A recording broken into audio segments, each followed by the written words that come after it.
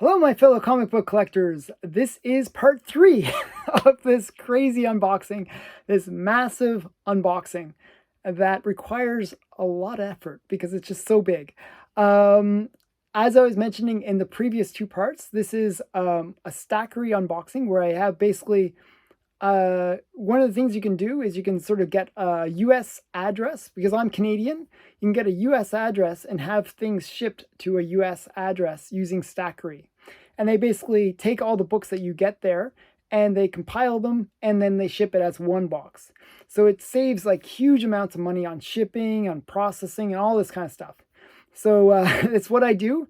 And I was just basically ordering a bunch of stuff and I just sort of went wild like I always do. Even though I did promise, like if you watch my New Year's resolution video, I talked about, oh, I'm not going to spend much this year. I totally failed. But this video is me basically going through 55 orders of comics. So it's just a lot of stuff. So I'm trying to break it up into segments so that it's not like a 6-hour video. Well, this is part 3. I recommend you check out part 1 and 2 as well if you haven't checked them out already. They're pretty great. So I'm going to climb up to the box. I have my ladder here. I'm going to climb up and pull some more stacks out. 1. Okay, 2. 3. Oh. You can see I'm at the halfway point, just so you know. Wow. Okay, so 3 stacks. I'll do the small stack first. Oh, the small one is a slab, which is always nice. This is the first slab that I got too. I like slabs.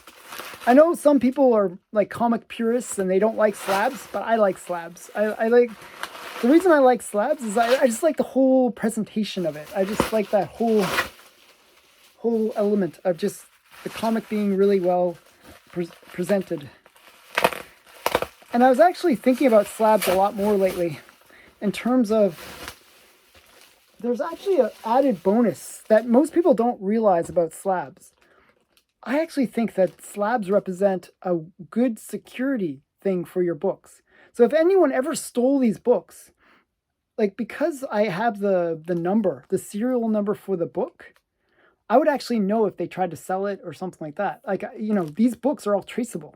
So in a way, slabs kind of add as a security measure for your books. So I was thinking about that, and we got a really awesome book to start off. This is probably the biggest book maybe in this collection because this is a major key. This is Crimes by Women number 3. And this is a pretty major book. I mean, this is really hard to find. Extremely hard to find. And this is a 4.5, which is a pretty high grade for this book. It was used in the Seduction of the Innocent. So this book, the reason it was mentioned in The Seduction of the Innocent was actually for this cover scene where it shows women doing acts of violence, and especially acts of violence against police officers. So and they're breaking out of prison. There's that whole corruption, crime, and anti-cop sentiment that's going on in this cover. And them who wrote The Seduction of the Innocent really didn't like those elements. So this is a very major key for the SOTI collection. And I'm really getting close. I'm really getting close to completing the Seduction of the Innocent collection. I'm only a few books away, less than 20 books away to getting the complete collection. Actually, less than 15 away to getting the complete collection. So this is, just a really great, it even has an execution panel as well. So just so much fun stuff going on in this book. Really great golden age rare book. You know, if you can find any Crimes by Women books, they are super rare and super valuable. Highly recommend them. Okay, so definitely a great book. That's Crimes by Women number 3. Crimes by Women number 3. So let me get into the first stack of comics. Oh, this looks like another order from my comic shop. I order lots of stuff from my comic shop. Oh, and there's some really cool things in here. I can see on the back that there's the first thing that I'm going to pull out is actually quite cool. Okay, let's see if I can pull it out even. It's a Golden Age book, and it's one that is really cool. I'm going to pull out some more here. Throw that on the floor.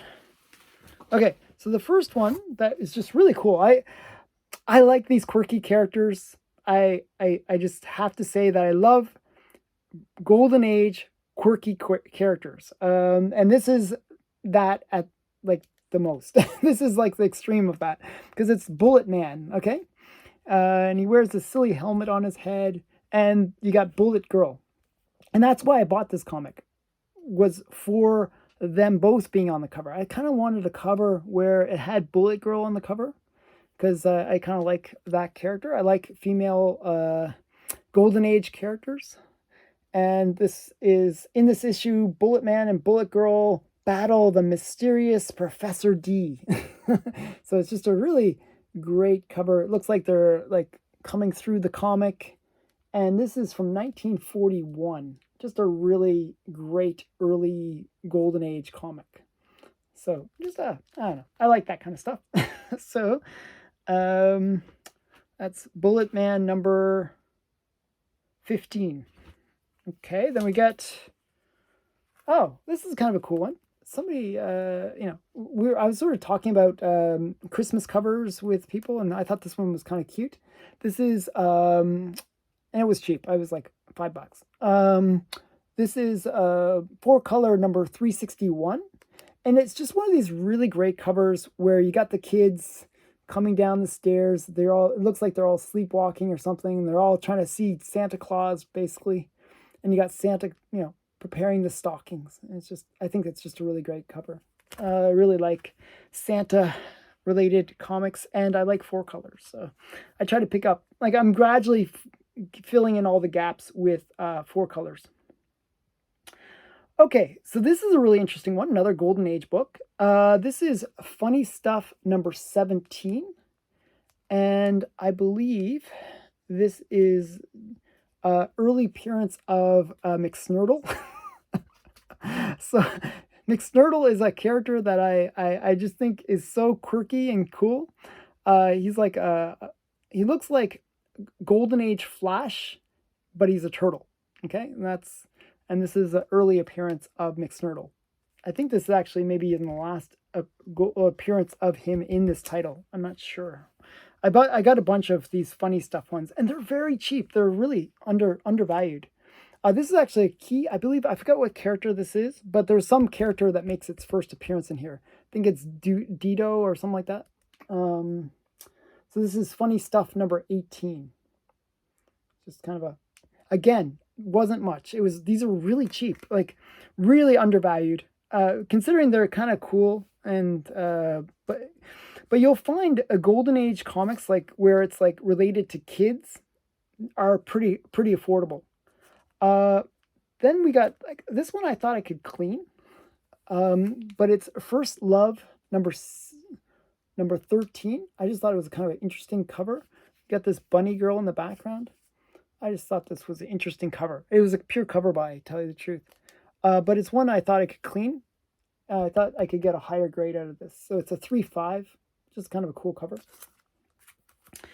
And then we got another Funny Stuff. Oh, this one's ripped. Oh my goodness. Why did they put it in like that? One sec here. I gotta open this up because it's gonna bother me. It's like, one sec here. Don't mind me. I'm just gonna do something weird. One sec here. I don't know why they would do this. Why would they do this? They left it ripped looking. One sec here. Gotta do this really carefully.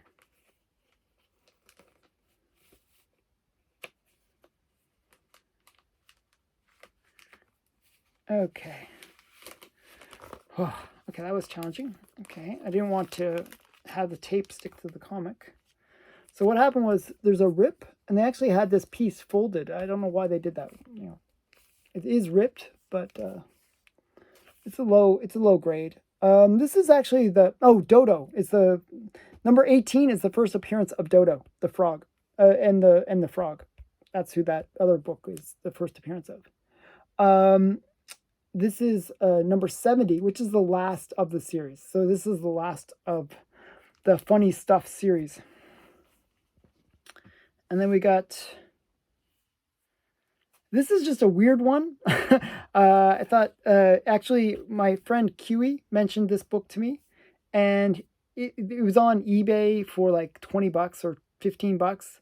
I found it on my comic shop for like less than that. I found it for under $10, and it was just Kid Carrots. I thought it was kind of weird. Number 1. So I'm not even sure if this is significant in any way. I just thought it was kind of cool that you could pick up a Golden Age kind of cartoon character comic for pretty cheap, like under 10 bucks. So that's always cool. And that's from 1953.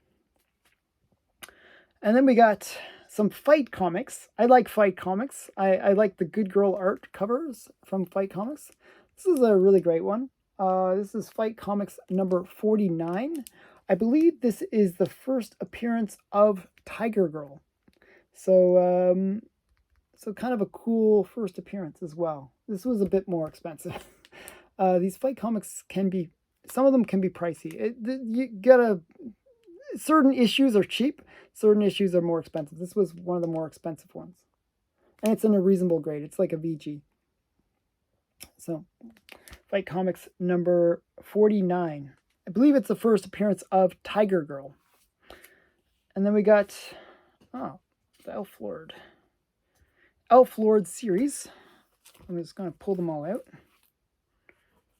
Oh, maybe I have to kind of dig a bit here. I want to kind of keep them all together. So we got, it's all mixed up. Oh well, I tried to keep them all together, but it's not going to work.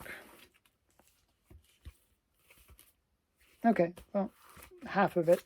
So this is Elf Lord number 4, and it was I think it was Viking Comics is the guy who watches this channel. He actually mentioned this comic series, and I read it afterwards. I thought, hey, it's actually pretty good. It kind of reminded me of Lord of the Rings a bit. The very first book was very similar to Lord of the Rings. But this is Elf Lord number 4, Elf Lord number 5, and it's very similar to Elf Quest, if you're familiar with that series. And it's Elf Lord number 6. And there's more Elf Lord in here. I got the whole set, actually. And they were cheap. I paid like $2 each. They were really cheap. Then we got Oxymoron number 1. This was another recommendation from Kiwi, a friend of mine. So I figured I'd check it out. So this is Oxymoron number 1. And then we got just some really cool Golden Age books that were kind of brought back into the modern age. And we got Men of Mystery Comics number 5. And I really like it because it's a Miss Mask cover. And if anyone watches this channel for any length of time, you'll hear me mentioning Miss Mask, Miss Mask. I love Miss Mask. So she's my Golden Age favorite character almost. Like Wonder Woman, obviously more, but I really like Miss Mask. And this is a great bondage cover with her. So I thought this was just a really great cover. I thought it was so awesome. I like Miss Mask. Okay, so that's that one. And then we got, I just completed this collection. This is Shazam number 34. This is a great cover because he's like beating up a Nazi. That's always great. So we got Shazam 34. And this is Captain Nazi at the bottom here. And you got like Captain Marvel Jr. beating him up. So that's kind of cool. So that's that one. And then we got Oxymoron number 4. Just the same other one as the other one. And then we got another. This is actually I have this. I believe I have the other the original of this. This is from This is Men of Mystery Comics again, number 28. This is another bondage cover with Miss Mask. That's Miss Mask there. And we've got Fighting Yank and Black Terror. So they basically brought back a lot of these Golden Age characters. The interesting thing about all of these characters is they are public domain. So what you can do is you can create news stories about them because they're public domain and you can do anything you want with them. So this is Men of Mystery number 28, and this is actually they redid a cover that has almost the same elements. I think it's America's Best Comics that had the same cover. Okay, so oh wow, this one, I really like this comic. This is a really great Golden Age comic, pre-code horror, and it was one that a bit pricey, but not super pricey, considering there's some from this title that can be really pricey. I mean, talking thousands of dollars. This one, considering it's a cool cover, very underrated cover in my opinion, is actually pretty affordable. I paid $100 for this, just to give you a sense of how much I paid.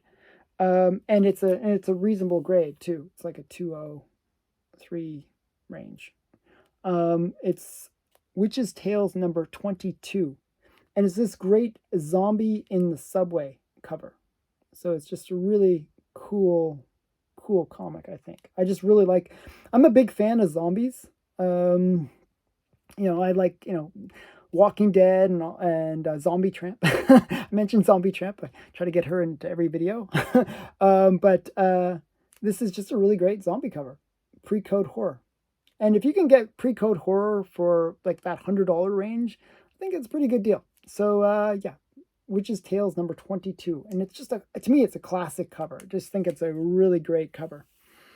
Okay, so that's that one. And then we got, this one was one that was mentioned on somebody's top 10 list of great stories for 2021. So I figured I'd pick it up. So this is Beta Ray Bill number 1. And it's just I forgot what series this is, but it's a modern comic. It's actually, I paid about $6-7 for it. Actually, it was pretty expensive. So it's just I guess it's kind of a popular series. So Beta Ray Bill is kind of cool. Okay, and then we got another of these. I really like these Men of Mystery ones because they bring back a lot of the Golden Age characters. And this is Catman and Catwoman. And this is Men of Mystery Comics number 11. And it just brings back a lot of these Golden Age characters. I just really enjoy it for that reason. I mean, those Golden Age books are really hard to get. And that's, kind of a cool book. Okay, so I was mentioning McSnurtle, this weird character that I like, because I'm into Super Pets, DC Super Pets. I'm a big fan of like quirky characters and Super Pets. I don't know why. I think they're great. Well, this is McSnurtle right here. There he is. This is his first cover appearance. So this is Captain Carrot and the Amazing Zoo Crew, number 9. And this is McSnurtle's first appearance. I'm going to zoom in so you can see him. See how he looks like Golden Age Flash, but a turtle. I like these kind of quirky characters. What can I say? I don't know. What do you think? Do you like McSnurtle? Probably I'm the only one that's specking on McSnurtle. But actually, there's another key to this book, which is kind of under the radar. This is a Masters of the Universe, has like a Master of the Universe insert as well. So there's a double key to that book. Okay, so that's stack.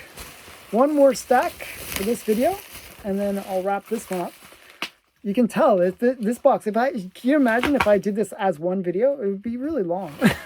And I only got into a little bit of it. So I'm only halfway. Okay. Let's get into this bag.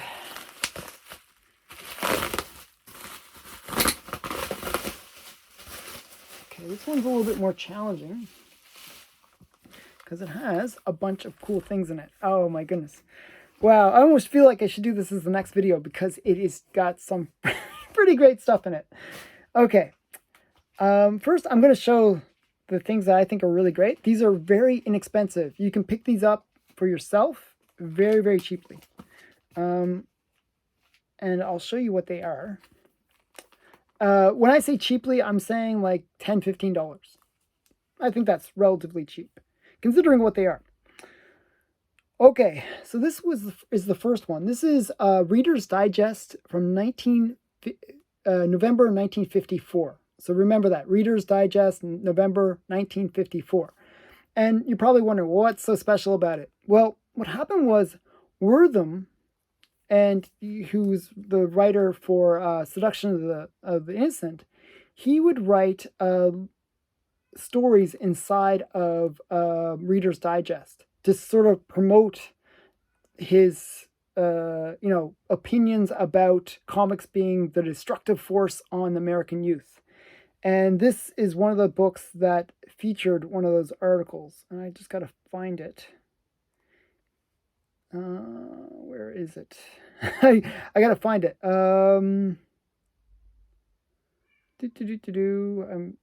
My reading skills when it's up close is not so good. So one of the things what happens as you get older is your eyesight gets terrible. My eyesight is horrible when reading small text. I'm going to need bifocals soon, I think. Where is it? Okay, I forgot which story's in this, but it is one of the stories in this that is related to the Seduction of the Innocent, basically. It is basically a complaint about comics. Either it's by Wortham or somebody related to Wortham that was also complaining about comics. So that's this one, November, and hopefully I can find it better on the next one. November 1954, and I'll show you the back. The back on Reader's Digest would always have some kind of art, usually. Okay. I feel annoyed that I can't think of what the name of the article is there. And next one is another Reader's Digest. This is from August 1948. And this is another one that has like some article. And yeah, I can't find it. It's one that I'll probably have to do a separate video just about these books, because I have a bunch of these Reader Digests that do feature early articles speaking against comics or addressing concerns with comics. This one's an earlier one. This is 1948. This is like 6 years before the Seduction of the Innocent. So it's a really early comic related to a book, magazine related to people, their concerns with the Golden Age comics. So it's kind of interesting. But I'll probably do a separate video about it, and I'll just show the last one. It's Reader's Digest, May 1954. And if you think about this, this is May 1954. This is when the Seduction of the Innocent came out. So, and we got... Yeah, this one actually has like a thing about the Seduction of the Innocent. I'm not sure if you can see that. I'm going to try to zoom in, see if you can see it. It's right there. It mentions the Seduction of the Innocent. Right there. I'm not sure if you can see it. But this is kind of a key, kind of like part of the puzzle around the whole attitudes in the early 50s related to how people felt about these Golden Age comics, and what led to the end of Golden Age comics. So these are kind of major books for that reason. Okay, so get into some more, some more comics. I'm a history buff, so I'll buy a lot of these things that are kind of related pieces of history. Oh, wow. Okay, wow. 3 awesome books all together. Okay, so we got Super Duck #1. Woohoo! This was actually, I was going to put this on my 2022 want list because it's like such a great book. This is the first appearance of Super Duck, and it's also the first. It's got this kind of Hitler and Hiroto or whatever his name is. The Emperor of Japan. And yeah, just a great war propaganda cover in a comic meant for kids. That's just so awesome. So this is Super Duck #1. This is a really rare and pretty pricey book. I talked the guy down, but still it was pretty pricey. But I got it for a reasonable price. Actually, I was really worried because I was trying to talk him down for a few days before there was a Heritage auction going on for this book. And the one at Heritage auction was a lower grade. And it sold for more than the original asking price that this guy had for the book. So I was like, oh no, I'm not going to possibly get it for the price that I want it. But I managed to talk him down anyways. And I guess he hadn't seen the Heritage auction. And I got a good price on it, so I was quite happy. So this is in a VG40 grade. The one that sold on Heritage was a 3.5. But it was slabbed, so, maybe that adds a bit to the price. Next one is a Silver Age comic. It's Archie's Madhouse number... good question, what number is it? Number 19. So this is the first appearance of Hilda, I believe, Hilda the Witch. She's one of the aunts, or related to Sabrina the Teenage Witch. So this is not the key that most people know about, but this is kind of another key related to Sabrina the Teenage Witch. So I thought it was kind of cool. I like getting kind of these under the radar books. So this is a bit under the radar. Archie's Madhouse number 19. Kind of cool. And then we got Pageant of Comics #1. This is a really great book. This is the first appearance of Mopsy. So another Golden Age character. That's her right there on the cover. She's kind of like one of these characters where they would create comics that were related to women, just for women. And Mopsy was kind of one of those kind of characters. Just kind of silly comics. Meant for girls. They would have like little cutouts and stuff like that. It was kind of like Katie Keene or any of those kind of books. So this is Mopsy the first appearance, and it's Pageant of Comics #1 from 1947. So I thought that was kind of cool. And so that's that. Oh my goodness, still more. But I think I'm going to wrap up this video because it's getting a little long. And you'll have to find out there's like a bit more from this last stack, and I'll show it in the next video. So, and then I'll pull out some more from the box too. Okay, so thanks for watching. This has been part 3. I'm only halfway. So thanks again for watching.